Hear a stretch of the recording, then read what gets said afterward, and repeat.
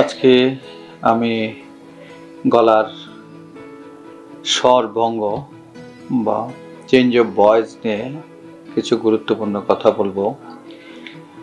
সবচেয়ে কমন কি কারণে আমাদের কাছে রোগীরা তাদের স্বরভঙ্গ নিয়ে আসে? সবচেয়ে বেশি আমরা পাই ভোকাল কর্ডের নোডিউল, ভোকাল কর্ডের পলিপ এবং ভোকাল কর্ডের ক্যান্সার। আর কিছু আসে অপারেশনের কারণে, বিশেষ করে থাইরয়েড অপারেশনের কারণে যদি রিকারেন্ট লেঞ্জিয়াল নার্ভ ইনজুরি হয় বা ড্যামেজ হয়, তখনও চেঞ্জ অফ ভয়েস বা স্বরভঙ্গ নিয়ে আমাদের কাছে রোগীরা আসে। যখন রোগীরা আসে তখন তাদের আমরা হিস্ট্রি নেই। বিশেষ করে যদি বয়স বেশি হয় এবং যদি স্মোকিংয়ের অভ্যাস থাকে, তাহলে সেই চেঞ্জ অফ ভয়েস বা স্বরভঙ্গকে অবশ্যই গুরুত্বের সাথে নিতে হয়।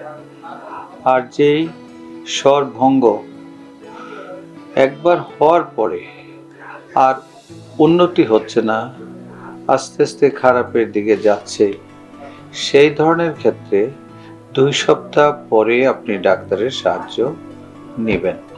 যখন রোগীরা স্বরভঙ্গ নিয়ে আসে তখন আমরা তাদের হিস্ট্রি নেই এবং গলার ভিতরে আমরা পরীক্ষা করি। আমাদের যে এন্ডোস্কোপ আছে 90 ডিগ্রি, সেটা দিয়ে আমরা গলার ভিতর দেখতে পারি ল্যারিংস, অথবা ফাইবার অপটিক ল্যারিঙ্গোস্কোপির মাধ্যমে আমরা গলার ভিতর চেক করতে পারি এবং চেক করলেই আমরা দেখতে পাই সেখানে কি হয়েছে। দুটো ভোকাল কর্ডের দুটোতেই সমস্যা না একটাতে সমস্যা। কিছু কিছু ক্ষেত্রে ভোকাল কর্ডের প্যারালাইসিস হলেও স্বরভঙ্গ হতে পারে।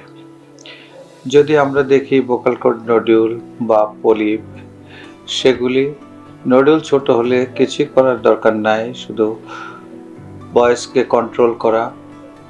যদি বড় হয় সার্জারি করা। পলিপ যদি হয় সেক্ষেত্রেও মাইক্রোল্যারিঞ্জিয়াল সার্জারি করতে হয়। আর যদি ক্যান্সার হয় ভোকাল কর্ডের, সেই ক্ষেত্রে আমরা যদি সন্দেহ করি যে ভোকাল কর্ডের এই স্বরভঙ্গের কারণ ক্যান্সার, তখন আমাদেরকে সেখান থেকে বায়োপসি নিতে হয়। কিভাবে? রোগীকে অজ্ঞান করতে হয়, তারপরে আমাদের এক ধরনের যন্ত্র আছে ল্যারিঙ্গোস্কোপ, রিজিড ল্যারিঙ্গোস্কোপ, সেটা ভিতরে ঢুকিয়ে সেখান থেকে আমরা টিস্যু নিয়ে আসি। তারপরে এটা পরীক্ষা করার পরে দেখা যায় ক্যান্সার আছে কিনা। যদি ক্যান্সার থাকে তখন আমরা সিদ্ধান্ত নেই যে আমরা কি করব।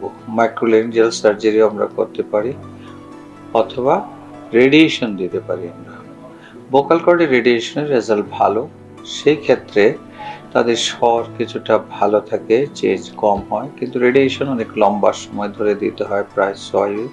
সেই জন্য কিছু কিছু ক্ষেত্রে আজকাল বিভিন্ন সেন্টারে মাইক্রোল্যারিঞ্জিয়াল সার্জারিও করা হচ্ছে, অর্থাৎ যে জায়গাটুকুতে ক্যান্সার আছে ভোকাল কর্ডে সেই পার্টটুকু কেটে ফেলে দিতে হয়।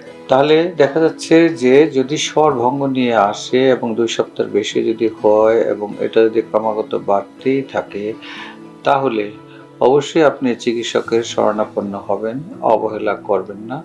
কি কারণে হয়েছে সেটা আপনি যদি নির্ণয় করতে পারেন, সেটা জানতে পারেন এবং ডাক্তার যে সিদ্ধান্ত নেবে সেই সিদ্ধান্ত অনুযায়ী যদি আপনি চিকিৎসা করেন, তাহলে এগুলির রেজাল্ট ভালো। বিশেষ করে vocal cord nodule, vocal cord polyp এবং কার্সিনোমা, ক্যান্সার, সেগুলো সবগুলি ট্রিটমেন্ট ভালো। এবং ভোকাল কর্ডের ক্যান্সার এর ট্রিটমেন্ট করার পরে তার যে ফলাফল, সেটা অত্যন্ত ভালো এবং এটা অনেকটা নিরাময়যোগ্য রোগী আমরা বলতে পারবো। সেই জন্যে প্রাথমিক পর্যায়ে যদি রোগ শনাক্ত করা যায় বা নির্ণয় করা যায়, তাহলে আপনি অবশ্যই ভালো ফলাফল পাবেন। ধন্যবাদ। ভালো থাকুন, সুস্থ থাকুন।